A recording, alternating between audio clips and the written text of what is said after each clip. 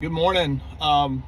Reading in Luke this morning and just going back to how we get to heaven and what's really important and what life is really all about. There's a parable where a beggar he's got leprosy and he's begging at the feet of this rich man. He's eating the scraps from this man and just begging for whatever and led a life of suffering. And so both of these men pass away, and Lazarus, the beggar, ends up in heaven in Abraham's bosom, and the rich man ends up in hell.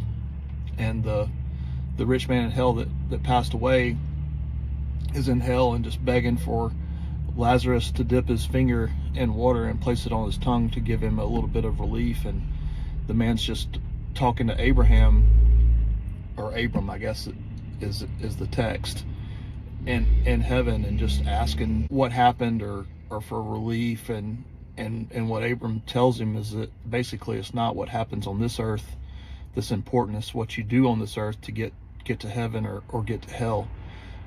And so I've got a good friend that's going through something that he should never go through. And I'm not going to just speak anymore on that for his privacy. Just focusing on, we're here for a very short time, and our eternity is what really matters. And so for all the suffering and everybody that's thinking, well, why do bad things happen to good people and all that stuff, and why is my life not better on this earth?